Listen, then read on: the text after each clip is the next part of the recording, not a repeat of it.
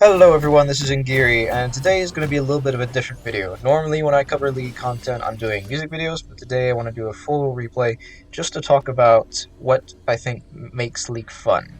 Why do we actually enjoy playing? What got me addicted to the game way back when I started, and what do I think a lot of new players enjoy to... what do they enjoy about playing? Um, I will tell everyone first off, this is a blind pick game. This is a very low level game. There's two bronze players, two iron, everyone else is unranked. And that is going to play a role in how everything looks, but also do not expect too much from anyone in the game. Please don't uh, go after anyone for it. I'm going to be back and forth between what I'm trying to say and the action because there's a lot of it here, as including this invade coming in. I'm going to go out as Wukong, flash over the wall, come back into lane.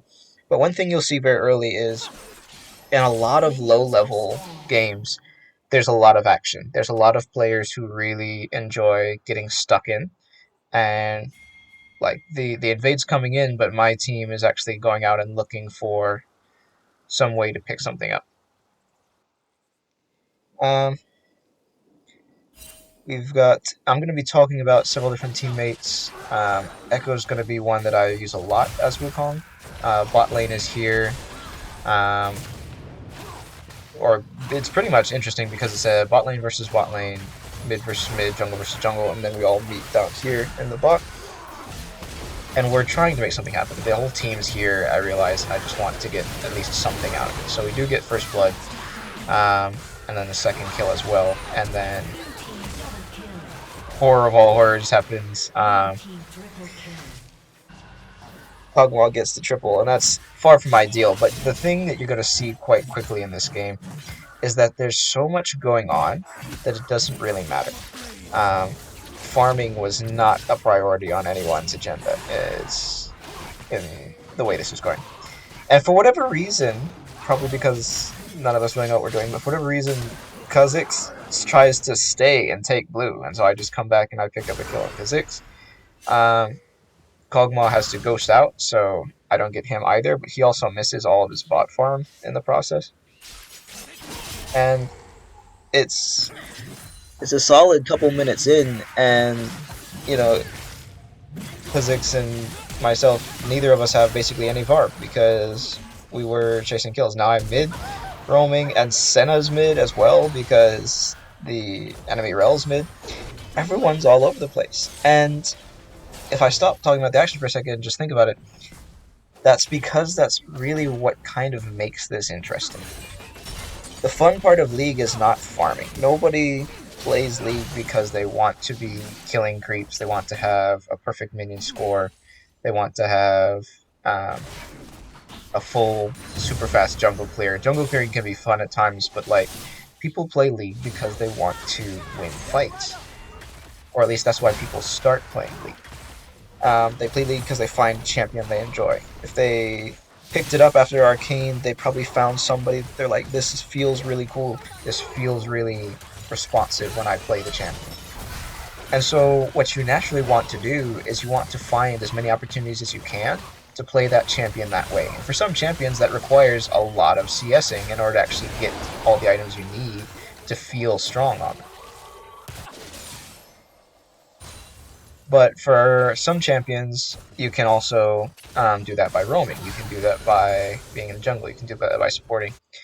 However, if it's a game like this, where you're constantly at each other's throats, then you're not worried about the CS because you're continuously enjoying the experience of leveling up your champion through combat. These people are constantly in a battle. They are constantly using their abilities in order to try and win the duels.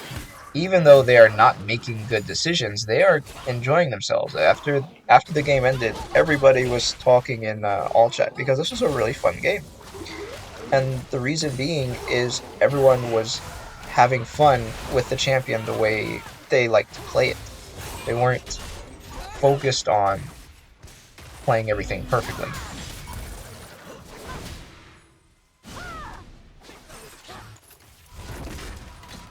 The The footage, I wish the footage was a little bit better. I was going to try and record specific highlights, but I recorded the full game on direct camera and then was a little bit tardy in recording the voiceover, and so now I'm just stuck with this one replay file, but it's going to jump around a little bit. Well, it's not more than a little bit because there's a lot of stuff that happened. Riven's not doing well. Echo's significantly farther out than she is, but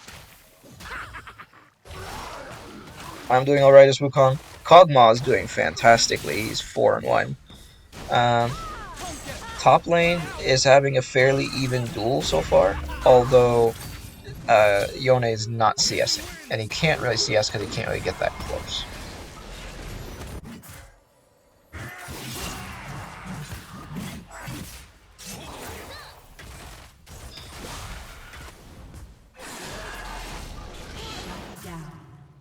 Kha'Zix is doing Kha'Zix things.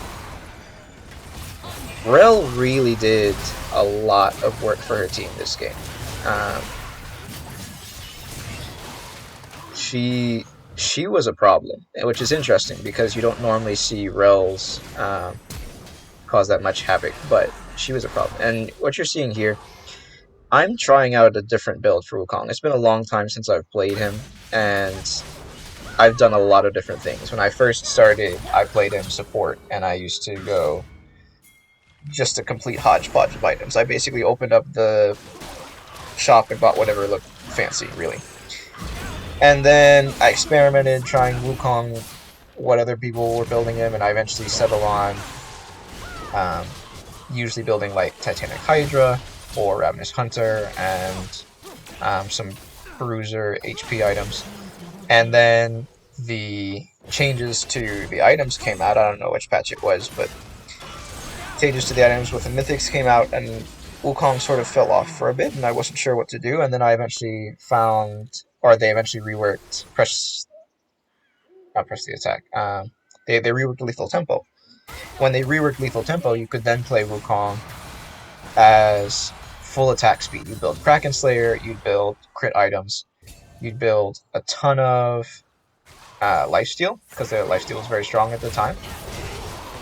And he would just go crazy, because you would E in for extra attack speed, stack Lethal Tempo very quickly, and you could W to keep yourself safe until you had so much attack speed and lifesteal that it didn't matter. But then that fell off, and now I didn't have any way to play Wukong, so I was trying for something else. And I was literally just like, let me open the shop and just try Navori. I don't know why. I don't know what was going through my head, but I said, let me try Navori, and it was pretty interesting. But that's another part of what I want to talk about is I have never found it interesting or fun looking up builds. I don't know, or even looking up play styles or guides on how to play champions. The majority of the fun, or the majority of the fun in learning new champions for me has always come from figuring out how the champion works in game, figuring out what items work in game. And what this ends up doing is producing a lot of off-meta builds, because I'm building whatever I need to play the champion the way I have learned to play them, rather than the way that professionals play them in LCS or whatever. So, yeah, it's bronze, yeah, it's iron, yeah, it doesn't work a lot of times, but the thing is, sometimes it really does, because these low-level players a lot of times can be actual pioneers of what's going on. I know on several champions I've built something that then, just because it merged with the playstyle, that then showed up in pro play and then got nerfed almost right away. And it's just frustrating for me, because I'm like, this is just what I wanted to use just to enjoy my blind, bronze battles, but it's not. But when someone did well on it, because it actually works that way, then it ends up being difficult. So I'm coming top to try and help Yone out, because he asked, he was in the chat, I think, asking about a gank. I was like, yeah, let me help you out. Kog'Maw is still going crazy bot lane. He's 7-3 right now. yeah, he's having a whale of a time down there, just doing cog things. And Echo is really doing well mid lane, and he's going to come into his own very soon because he's going to start roaming a lot, um, doing Echo things.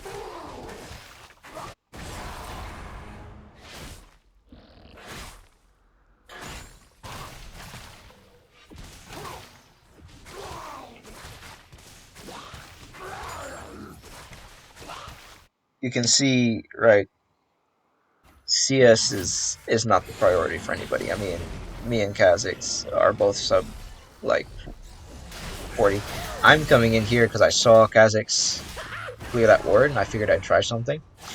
Pretty risky in retrospect, but I wanted to take the fight to him, and it ended up working out okay.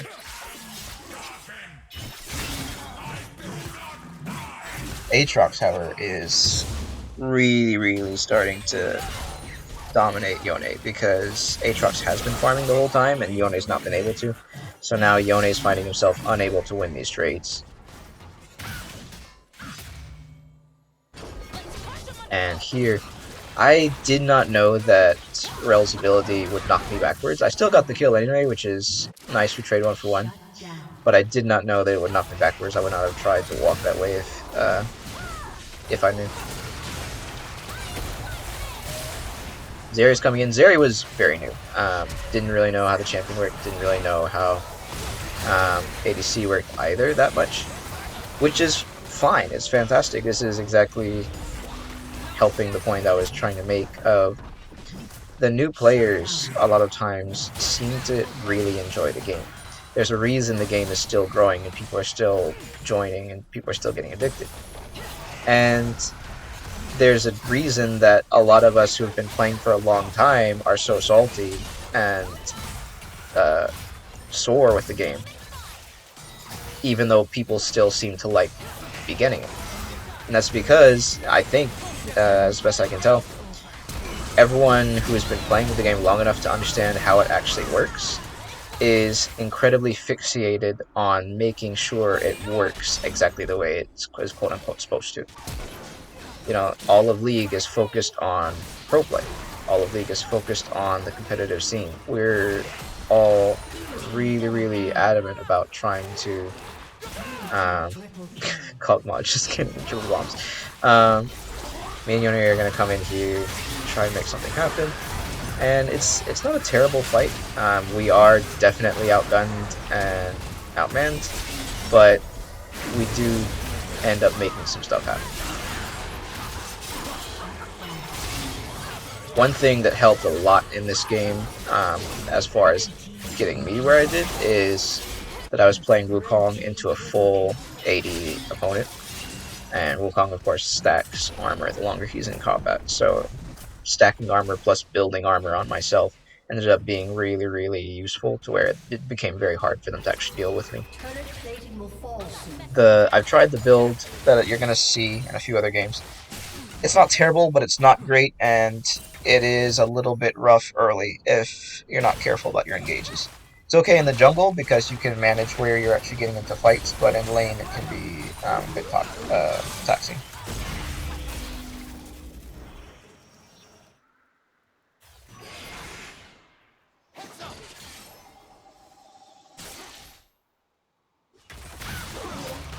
Coming in, I've got Rift, I'm trying to clear everyone out of drag so that we can then take that. We get 1 pick, and where I'm at, I might be trying to take drag now. Yeah, because I can see Kha'Zix is busy in mid lane.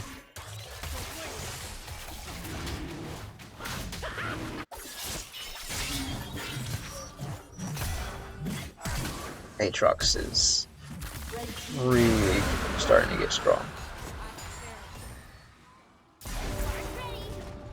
Rift down, drag down. We're gonna go and put the Rift down here, finished out that turret, because we need something at this point. The team is doing well, but they're also neck and neck, if you look at the kill counts. And I remember thinking this whole time that, yes, I feel strong now, but this game could very easily go poorly for us. We could fall off very hard, I think. And I was looking around, doing stuff, trying to figure out how I needed to be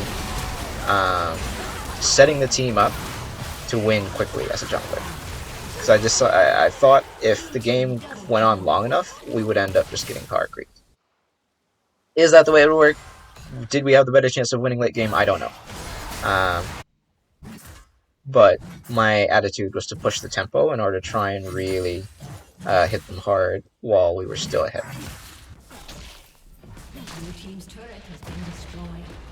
Echo's cleared out his turret. He's going to be looking at trying to get a bunch of roam in now. Because he's ahead in farm, he's ahead in kills. He's going to be doing quite well for himself. Yone is looking to get anything he can possibly salvage. And bot lane has managed to take out the turret thanks to the Rift. They were doing fairly well without me nonetheless, but Kog'Maw is still really, really buff. So we do have to be careful about him. Riven has not been doing too well. She's really had a rough time in mid, and I won't say she's feeding, because it doesn't look like she's trying to feed. She has been trying to do Riven stuff, it's just Riven's a hard champion, and she's a low skill player, where it's just very difficult to do what she's trying to do, and she's still learning, which is fine, because when you're picking up League, you want to be playing champions that are interesting. This is one thing a lot of people, especially people who've been playing for a long time, end up messing up, is they say, let me find a champion who's strong, and then playing that strong champion will be fun. That's not how it works. I remember when I started League, my first champion was Teemo, because I saw well, not my first champion, but my first main was Teemo. And the reason being is I saw this advertisement, I can't remember who it was, but he was like, or it was one of the animated ads for League of Legends, and he was like, do you wanna, or are you super technical and into like fast gameplay with a bit of precision shooting? Try out Israel, it'll be great. Got someone who's not so technical, try out Teemo. And that was my cue. I was like, well, I guess I'm playing Teemo. So I picked up Teemo, just figured out how to play it, and very quickly realized I didn't know anything about the game. But if I could learn to dodge, maybe I'd learn to survive. So what I ended up doing as a very low level player is building movement speed. Very hard item to build, and one that doesn't go with AP, but I still ended up building movement speed on Teemo.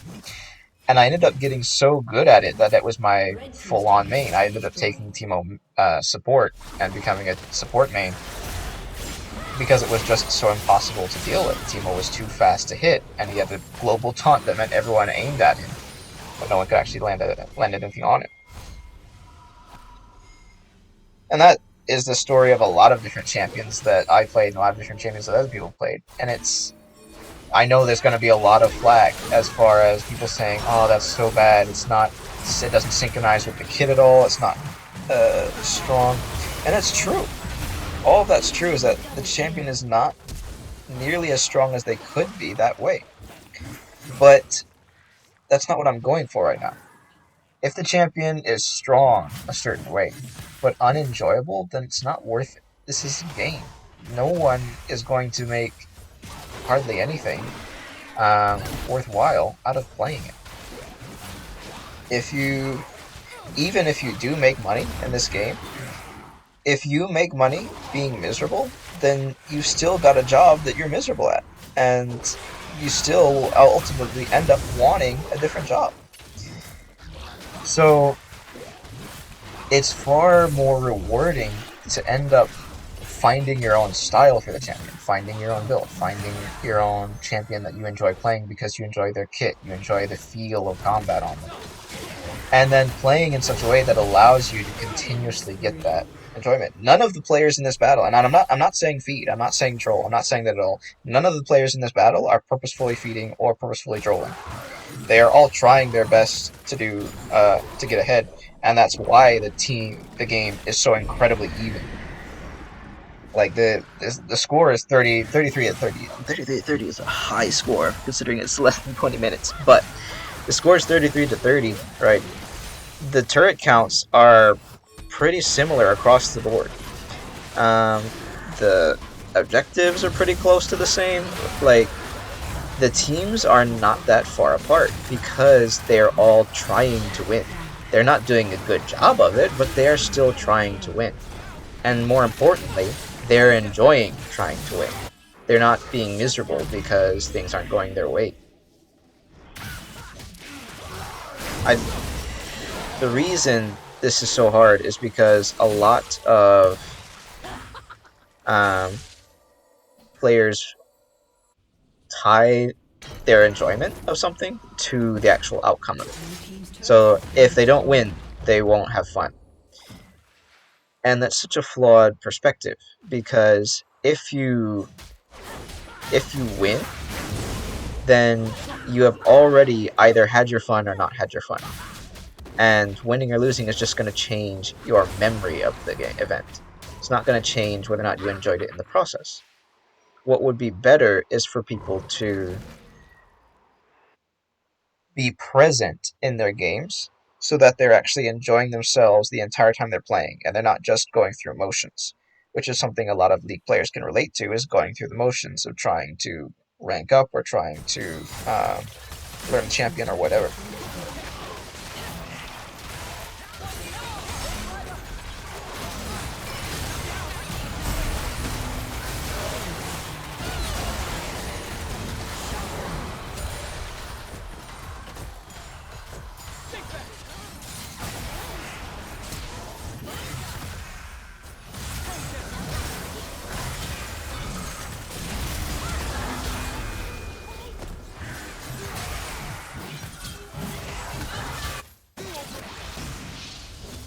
What ends up happening is players who have been playing well end up getting into places where they can feel like they're playing well. Aatrox is having a fantastic time, being incredibly difficult to deal with. Echo's having a fantastic time executing people. I'm having a fantastic time controlling the jungle and pushing the engages to help the team. Senna's having a fantastic time being strong. Yone is even starting to have fun. Actually, now that he's got enough items to actually do some stuff here and there. Kog'Maw, of course, is going crazy. Everyone is doing what they like about the champion. And because they're all trying to win in the process, they're still everything to play for. It's not like the game is lost. And if someone out there is going to say, oh, well, the game is lost because of this or that or the other, I don't want to hear it, because I've seen games like this where it's so incredibly one-sided that it's obvious which team is going to win, and then someone leaves, or someone tilts, or someone just decides that they don't want to play anymore, and the guaranteed victory is just gone. Because that's what happens in blind queue all the time. That's the reason not many people play it. The other part of why not many people play it is because they don't know what's going on. It's called blind because you have no clue what you're getting into. And for a lot of people, the complaint is that they can't ban anyone, they can't build according to their matchup, they can't get the right runes, so they can't give themselves the best chance. The problem with that attitude is that now you are going off of the assumption that you can control how the game is going to flow. And that's not something that's in your power to take care of. No matter how good you are, you don't have any guaranteed control over the game. What you have control over is your champion and your experience. So what I'm trying to say is, you should be focused on trying to make your experience as good as possible, and trying to make your proficiency with your champion as good as possible. That's going to give you the best outcome past the winning screen or the losing screen. Like Aatrox over here. Aatrox is very strong, he's having a great time. But he's still being challenged because I'm here and I've got full armor and I've got a ton of damage. And so I'm not like killing him super quickly, but he just can't finish me off.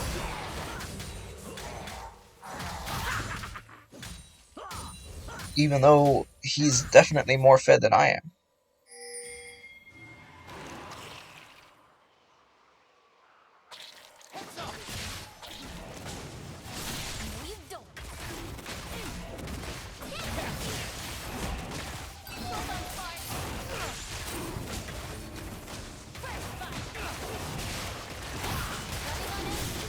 This is a risky dragon call, and I'll admit it, but I did, again, I'm really trying to push the tempo, because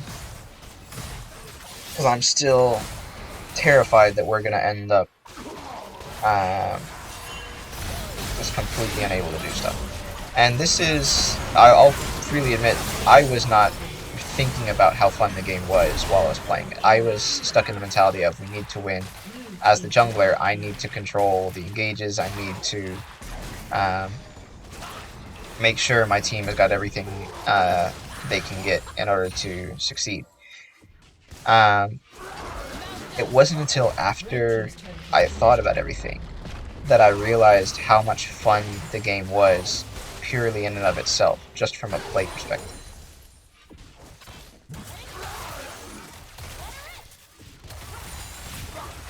Every engage felt weighty. When I played Wukong, it felt like he was actually doing Wukong things. It felt like he was actually being tricky. It felt like he was actually being very difficult to deal with. When I played against Aatrox, it felt like he was actually, you know, this huge Titanic that required tons of focus and concentration to overcome.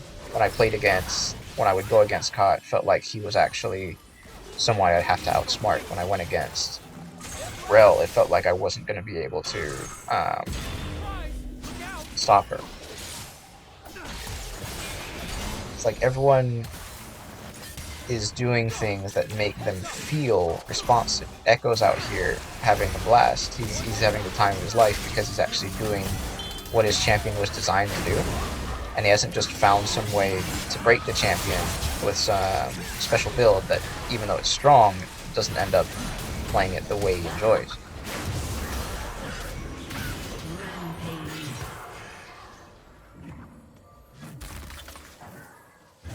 Aatrox missed that. The moment he missed that, I knew it was time for me to try and go in. But here's the thing, right? He's still got all to play for. If my team had not been there to back me up, I would have possibly lost. I might have still gotten a kill, but I would have lost. And that's part of what's been going on the whole time, is that this game is actually somewhat strangely similar of a lot of professional games. Not because anyone's playing very well or because anyone's farming well, but because everyone's backing each other up. People have not been in lane nearly as often as a lot of other games that you see. And the reason being is they have all been coming together to back up their fights.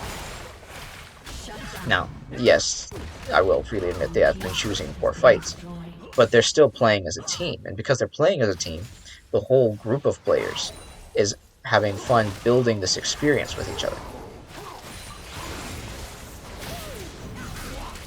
Like, I'm going in here. I've got no business going in here. But at this point, I'm just like, I'm starting to enjoy myself. I'm like, let me just run at them and see what goes on.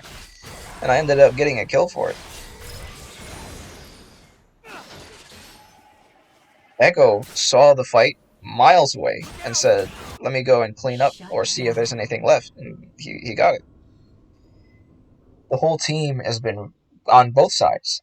The whole team has been watching their maps and responding when their teammates need help. And it has paid off because, again, the scores are Snake Eyes. Everyone's tied dead even so far. And the game is still fully all to play for. Top is open on our team. Like, we're tied for drags. Yes, we're winning our engages, but yes, we're winning our full-on team fights, but we're also getting into a lot of fights that we don't need to be getting into and losing those. So either team technically could take it away here.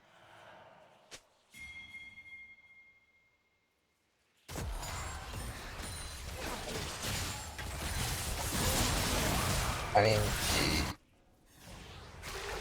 you'll see that soon enough coming up as well.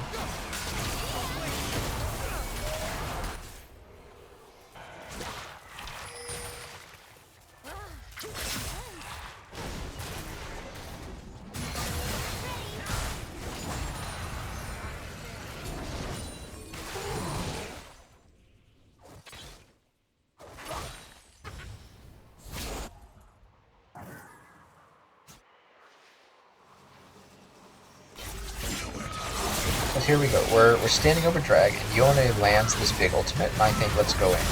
So he lands an ultimate, I land an ultimate, Echo comes in over the wall, and we just get ourselves in way deeper than we needed to be. Blue team finishes off the three of us, and then they come out, finish bot lane, because bot lane thought we were going to try and take drag.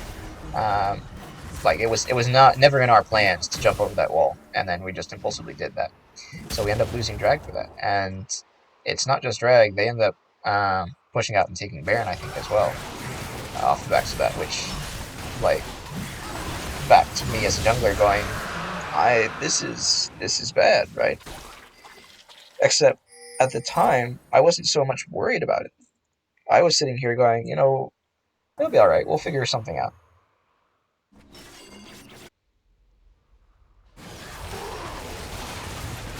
I honestly do not think I even thought that they were taking Baron right now. I don't know why. I probably should have, but part of it was that they took it so quick. I was just like, oh, they did Baron? Huh.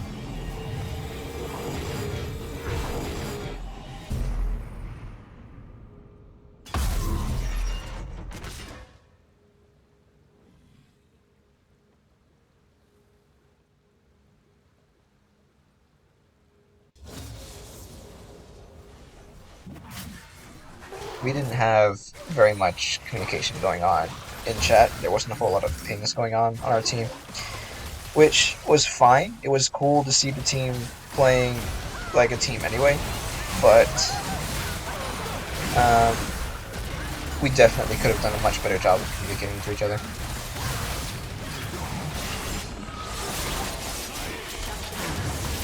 Here you can see where the gold difference between the teams is finally actually starting to show through. Because, again, we're winning the full-on team fights that we take. The reason the scores are tied is because we're doing a lot of dumb stuff as well. But this push is going to be the last one because, again, I'm still pushing the tempo. I'm like, we're here. We've got everything we need. I cannot let anyone survive. Every time I see someone, I'm going to go for them, and that's what we did. Sure enough, here we go. And that's a win. And the win is nice, but what's bigger is that it's a win that I enjoyed playing, not a win that I enjoyed winning. There's a big difference because you can have a game, you could get yourself all the way up to Grandmasters, I'm sure, playing games that you enjoyed winning. But if you don't enjoy playing them, you're going to be miserable until you get there. And you realize only a few people can get there. There's only that much room in the bracket. So is it worth the effort to be miserable trying to get there? I would say it's better just to enjoy the champion as is. Find someone you like playing, find a way you like playing them, and do what you need to in order to actually um, have those fun engages in the game instead of hinging all of your enjoyment off of whether or not you win or lose.